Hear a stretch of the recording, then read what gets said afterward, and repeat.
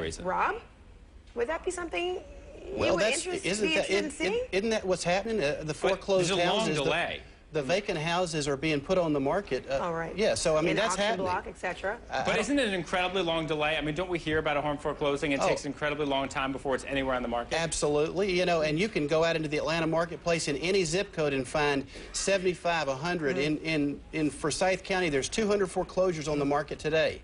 Any questions? Josh, for Steve, any questions that, or maybe even comments, any advice for Steve who wants to stay in his home? He's got a 4-month-old at home, but, $100,000 off the value of his home. He's wondering, what should I do? They are. In fact, let me just, the people who wrote us that is scattered several places in email and in Facebook, basically what they want to know is right now you're trying to decide between whether to go ahead or whether not to. To a lot of people, foreclosure is such a big, bad name. They want to know what's the draw. What is big enough of a benefit to foreclosure that you might choose, given a real choice, to go there? Ooh, Steve, can you answer that for us? Why would you want to choose foreclosure? Mine is just because again, I don't feel like I'm on a sustainable path. I don't need anything at this point. I would rather have cash than credit. And I'm to the point that I guess take advantage of my youth and regroup, hurt my credit, store up a bunch of cash, and start over in a few years. So, Bob, I'd love to hear from you because as a lender, of course, you're looking at people's credit report, and you're saying usually to your clients, you got to have good credit. So when you hear from a young man like Steve who says, I'd rather have cash than credit, long-term, does that really bode well for him? Yeah, the credit report is so important. It's an indication of one's ability to pay. It's not only used by lenders, it's also used by insurance companies. It's going to affect you if you want to lease a car, if you want to buy a car, if you want to buy a life insurance policy or another homeowner's insurance policy. Whatever you can do to avoid foreclosure, I always try to recommend it. I'd be a little more patient. I understand you're underwater. I feel very sorry for your situation. But let's see how this new plan trickles down to the street level, and maybe you can benefit from it. So it sounds like, Steve, you really do have to try again. I know you've talked to your lenders repeatedly, but it sounds like maybe as a result of the rollout this week, you got to go back to them again and see if there's any wiggle room for you. Do you feel confident about doing that, Steve?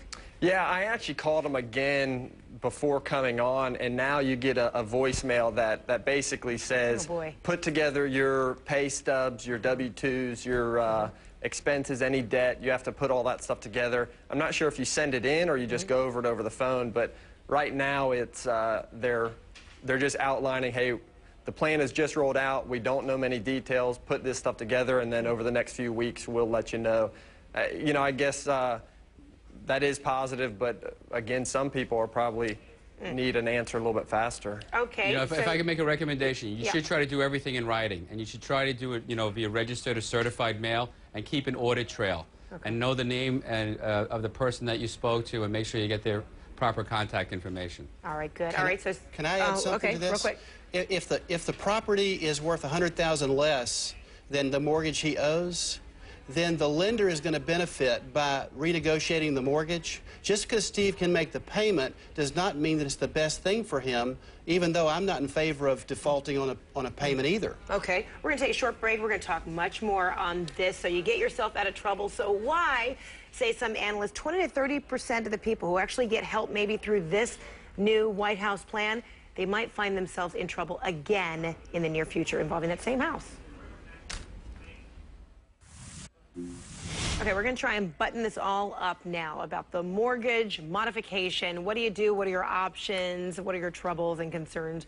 Rob Hawley, realtor here in Atlanta, is with us again. Bob Moulton, a lender out of West Palm Beach, Florida. Steve Woodall, homeowner in Tampa. Josh, with your emails, your questions, your thoughts. Josh, what is really firing people up as we wrap up our hour? Can I just say quickly, every time we do that Brady Bunch shot, I've just been preparing the next question, and I'm always like zooming back into the picture. I apologize. Don't mean to break the image. Let's zoom right in here, actually. Get off of me. I want you to see another one of the email questions. A lot of people asking about the role of renting in this economy. I think this is a good one from Arturo. They're now renting in Connecticut, living in Connecticut. They're renting in Connecticut and renting the home they used to own back in Florida. Do they qualify for any assistance if they're not living in the home that they're most concerned about? I think the answer is no, isn't it? This has to be for the primary residence. You have to be living in the home. Right. It's your primary residence only. He's not just asking about the latest bill, though. There's no assistance at all in that situation right now? So far, nothing? Well, that would be non-owner occupied property. It would be investment property, so that homeowner would not qualify. Okay, great. Let's go to this one from JoJo, who points out that she has only $56,000 on a home that's worth $380,000. She's put so much into this home, and yet she lost her job. Now she's facing the possibility of foreclosure. And she always thought of this as being her savings, but she can't afford the little bit that's left. Isn't there anything for people who have achieved so much? Help her. You must give her if she only has a $56,000 mortgage on a $380,000 property, to qualify, you'd have to be making about $20,000. So I don't necessarily know all the facts in this situation. Well, she has no job. But is she eligible for Social Security? Is she eligible for unemployment? What other sources of income? I don't know her age, things like that. So you don't really need a lot of income to qualify for a $56,000 mortgage. I got some advice for her. You find a roommate and you bring someone into that home, live with you in that house, pay you rent so that you can make your mortgage. You do not want to lose out on. I mean, really. We're concerned about her. You don't want to lose out after making all those payments all the time. You're almost paid off in your home, $50,000, and then lose it. No, that's my advice, and I'm not. I'm not a money woman. But anyway, what about selling the house? This group of people will help you, or this group of people. Yeah, we don't want to see that. Let's get. I want to get to another one. You can't sell it in this market. Okay, what's the next one? A lot of people are asking geography right now. They're saying, I think this is a really good example. This one is looking at Chapel Hill, right? The only risk of buying in Chapel Hill is if the market stops to drop like the rest of the country, but I can't imagine that happening based on the last few years of data. This is a real question a lot of people have. If you haven't been in the worst impacted area, good idea to buy now, or is your area next? Well, yeah, Rob, because Washington, D.C. area, they have not dealt with the kind of diminution of property values like everyone else. So. Well, we're back to the same question of trying to guess the bottom. Yeah. And you've got somebody, if they're going to buy, they're going to have to jump in and do it, get the $8,000 credit, and figure it's an asset like anything else. Find a great place to live that they love and know that it's going to fluctuate in value up and down.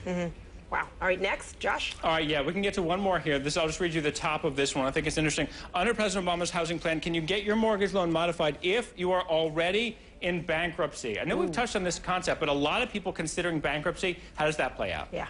Okay, Bob.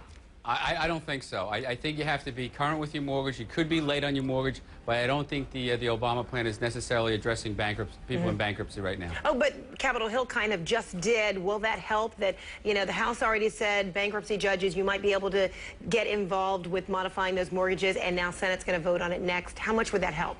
Well, there's discussion again. The devil's in the details. I haven't seen the details to it, but it's a move in the right direction. Okay, Josh, what's next? I'll tell you what. I'm told we have a matter of seconds left, so here's what I'd like to do. I want to let everyone know. I'm going to talk with all of our guests right here. After the show, I'm going to see a lot of you asking, is there a good website I can go to, plug in my information that helps tell me what to do? I'll talk with all of them. Let's zoom in quickly. I'm going to post it all right here at my Facebook page, Josh Lev CNN, right after we're done, in just a matter of minutes. Any more information, any links that might help you, we'll get it going there. And obviously, thanks so much to all the guests. And of course, HUD.gov is also a location that you can get some answers. And Steve, you're going to have the last word because we're really concerned about you. We want you and your 4-month-old and wife to stay in your home.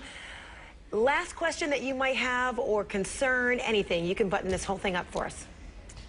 I don't have any other questions. It's been very helpful, and we'll see what happens. We're just going to keep praying about it. Okay, we're going to keep tabs with you because we want the best for you and everybody else who is in your situation. Steve Woodall, thanks so much. Bob Moulton out of West Palm Beach, and Rob Hawley here in Atlanta, and Josh Les, of course, thanks to you as well. And everyone who wrote us. Thanks to everybody who wrote, your reports, your emails, all of that, keeping this discussion going. Thanks so much. I'm Frederica Whitfield. See you again tomorrow. Coming up, stimulus package scams. Con artists using the veil of government to cheat you out of your money. You don't want that to happen. Next hour of the CNN Newsroom, as well as Don Lemon coming up after that.